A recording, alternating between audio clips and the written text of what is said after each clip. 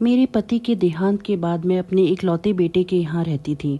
मेरी बहू का एक अलग ही रूप मुझे देखने को मिला, साथ ही बेटे का भी। दोनों के मन में क्या है मैं अच्छे से जानती हूँ। वो चाहते हैं मैं वृद्धाश्रम चली जाऊँ। उनके जाने के बाद मुझे यह सब देखना और सुनना पड़ेगा, इसका मुझे अंदाजा भी नहीं था। पर मैं मन मार कर अपने बेटे और बहू की बातें सुनकर भी यहाँ रहती हूँ, क्योंकि मुझे मेरे पोते और पोती दिखाई देते हैं। उनकी झलक पाकर मुझे सुकून मिलता है। घर के बाहर एक टिन की झोपड़ी में रहती हूँ। मेरी बहू को कोई दिक्कत नहीं हो, इसलिए मैं घर के बाहर रहती हूँ। बेटे ने थोड़ी मेहरबानी की तो ऊपर टिन के चादर लगवा दी। समय समय पर थोड़ा राशन दे देता है तो मैं अपना बनाकर खा लेती हूँ। मैं अपने बेटे को कह दिया कि मेरी वजह से उन दोनों को कोई प्रॉब्लम नहीं होगी, बस मुझे यहीं रहने दें। इसी घर में मुझे मर जाने दें, मैं बस यही चाहती हूँ।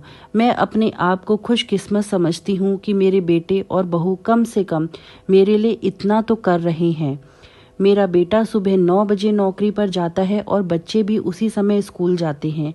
फिर शाम को 6 बजे मेरा बेटा वापस आता है। बच्चे 3 बजे आते हैं। उन्हें आते जाते निकलते देख मुझे बड़ा सुकून मिलता है। मेरे पति के दोस्त जब कई दिनों बाद आए, उनकी पत्नी का भी स्वर्गवास हो गया है। उस समय पर वो हमारे घर पर आया करते थे। उनसे हमारे अच्छे रिश्ते थे। उनका घर हमारे घर से थोड़ी दूर पर था। पैरों में समस्या हो गई थी, ठीक से चल भी नहीं पाते थे। वो बड़े दिनों बाद मेरे यहाँ आए। मुझे उन्हें देखकर अच्छा लगा। उनका हाल भी मेरी तरह ही था। बच्चे अब उनसे भी परेशान थे। आकर मेरे पास अपना दुखड़ा रोते थे और उन दिनों को याद करते थे।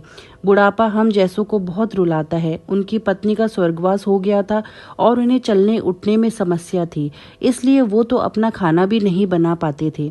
मेरे पास आए तो मैं समझ गई कि यह इतनी मुसीबत में चलकर पुराने दोस्तों के यहाँ चाय और खाने की चाह में ही जाते होंगे।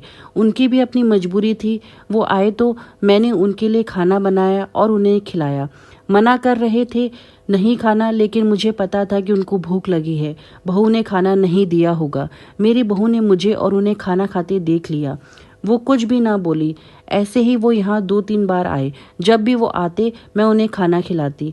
फिर उनके जाने के बाद जब मेरा बेटा आया तो बहू कहती कि तुम्हारी माँ कितनी बेशर्म है, पता नहीं किस किस को आजकल बुलाकर खाना खिला रही है। बड़ी मुश्किल से कमाया जाता है और यह लुटाने में लगी है।